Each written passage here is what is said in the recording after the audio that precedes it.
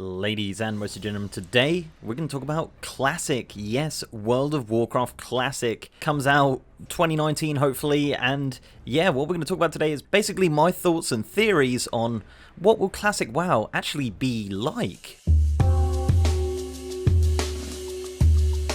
Now straight away, obviously everyone's saying, oh, it's Classic WoW, we know exactly what it's going to be like, etc, etc, but the way they're doing Classic WoW is kind of interesting, and it is, from a technical point of view, it's very difficult on their part, and I'm actually going to be pretty damn impressed if they do pull this off correctly. Long story short, it's basically going to be simulated vanilla in a Battle for Azeroth client. Now, we've had clues to this in the 8.1 client, they spoke about it in the dev water cooler, and what does this mean? Well, it means that it won't be in the 1.12 client, the one that we used back in 2004. No, this is going to be the actual Battle for Azeroth client simulating vanilla, so it probably won't run exactly the way it did back in the day. Now, it'll be a lot smoother, it will run very similar to BFA, and it will probably run a little bit better due to the downgraded graphics. I think it will probably support larger resolutions more natively, like 4K, because of obviously how the technology's progressed, which could mean there is a possibility, and hopefully a small one, of some of the older looking models possibly getting a facelift,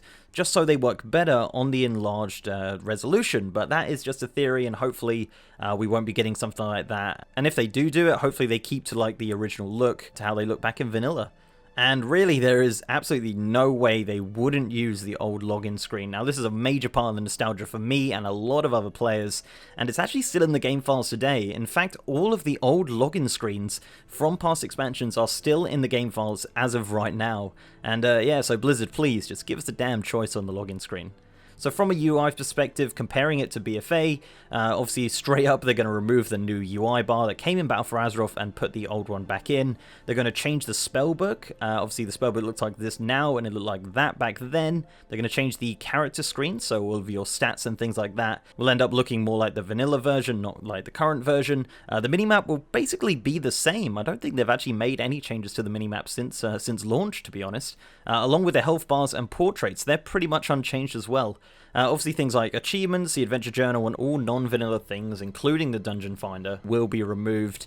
They're going to change the talent system to mimic the old one from vanilla, with all the spells that they're going to have to re-add. But overall, from a basic UI perspective, not a lot has changed from back in vanilla, really. The way that it looks and the way that it plays is fairly similar. It'll be interesting to see if they actually change the way the interface menus work. If you didn't know, back in vanilla, the menu actually took up the whole screen, so you couldn't actually do or see anything while flicking through these menus.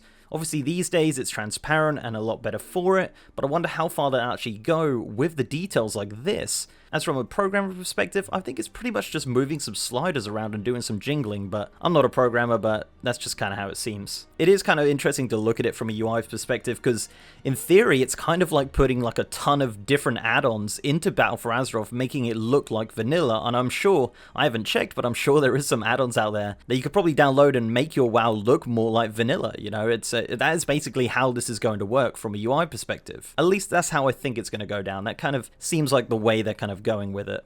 So I did touch on this earlier, but I do want to talk about models and textures. So if you didn't know, pretty much all of the old models and skin files for creatures that have been updated over the years are actually still in the game files.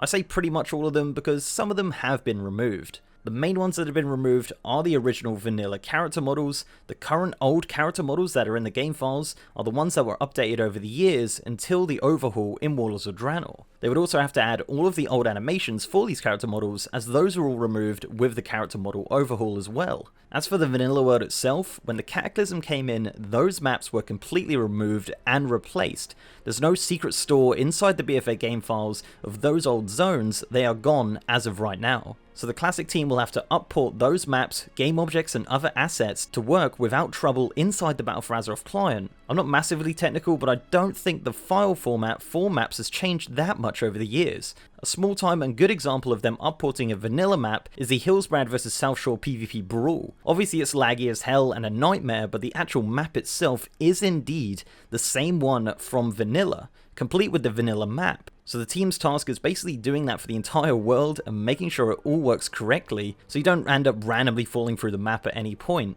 As for dungeons, a lot of the vanilla dungeons were untouched in the Cataclysm, only really the NPCs inside were changed. And as for raids, a few have been removed or changed over the years. Their maps are basically unchanged as well, so it'll just be a case of recreating those bosses from back in the day and scaling back to how it originally was. A final note about models and this client is that it will indeed be able to support new models if needed, which could, and this is a small could, open up the door for future custom rewards that aren't vanilla. But let's hope they don't use that.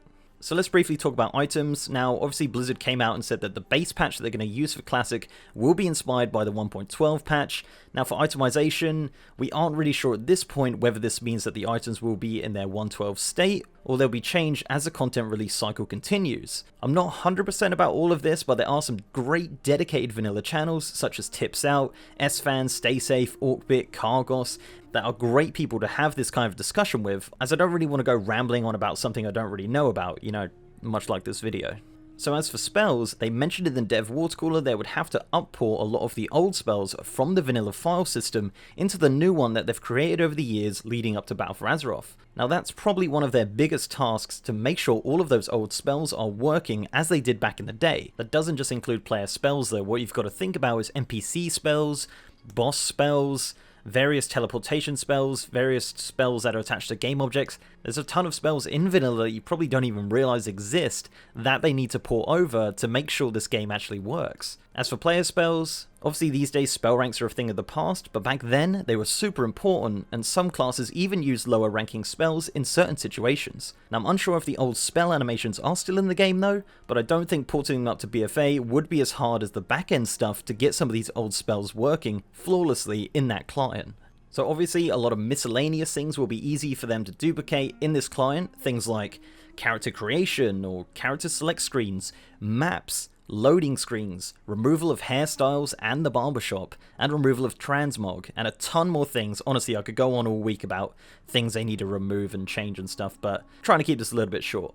I think one final thing that needs to be addressed, and I know a lot of people are kind of worried about this and concerned, there's obviously been data mining recently of a patch 1.13. Now I think 1.13 is simply just the name of the Franken Patch. Now the thing is, if they called it 112, it would have to be 112, you know, that is, 112 has happened, you know, they would have to completely mimic everything about it, and I think because it's going to have different changes, it's going to have various things going on with it release cycle wise, and content kind of gated off, I think that's just the name they've gone with there, their kind of quote-unquote Franken Patch of Classic WoW. I don't know if it'll go to like 114, 115 with various releases of content. That's to be seen, but at the moment I believe the first patch of Classic WoW will be patch 1.13, and it won't include any custom content like Karazhan or anything like that. I know people are concerned about that, but I think it is literally just an internal name for the Classic WoW patch. So in conclusion, what will Classic WoW be like? Personally, I think it's going to be good. I think it's not going to be the exact same feeling you had when you logged in for the first time 14 years ago. That's something you can't remake. But on a surface level, I'm confident that they will bring that classic feel back to the game in these servers. It'll be interesting to see if they actually end up using the phasing and sharding tech which is already in the client, but if they want to stay to true vanilla, they won't use it. But we'll see. There's a quote they said in the original announcement of these servers which makes me think that this is the way they're going to do it, and that is, we don't want to run two MMOs. And simply put, it means they don't want to manage two completely different clients, which is why they've taken this direction with the Classic WoW client, but I could be wrong. BlizzCon is around the corner and thousands will flock inside the game once more for the Classic WoW demo, which will be playable on the show floor and now at home. So it'll be interesting to see if the data mining community can actually uncover more than meets the eye inside that demo version. We also have no idea at this point how the content release cycle will work, and hopefully they don't just bring out Nax straight away, because that will just make the entire project dead in the water. So fingers crossed for scattered release cycles of particular PvE content. But I think they'll announce all of that kind of stuff at BlizzCon hopefully. And that's it. Let me know if this video was interesting and if you think my theories are rational, or let me know how wrong I was. Also let me know if you're hyped for Classic WoW and you can't wait to get stuck in once it launches. I know I am. So before I go, I'd like to give a massive shout out to our amazing patrons, YouTube channel members, and Twitch subs. You guys are awesome. If you'd like to support the channel in any of those ways, links are down below. So leave a like on this video, guys, if you liked it, and subscribe if you haven't. I also have a partner Discord channel with over 3,000 members and a merch store over on Streamlabs, and I'm also now streaming on twitch.tv/MrGM. If you want to check me out on Twitch, I'm going to be streaming the classic WoW demo once it launches. I'll be over in LA, but yeah, I'll still be streaming it. And yeah, I'm obviously streaming Battle for Azeroth content as well. Been doing a lot of the PTR stuff recently, so check it out, twitch.tv/MrGM. And with that, I'll see you next time.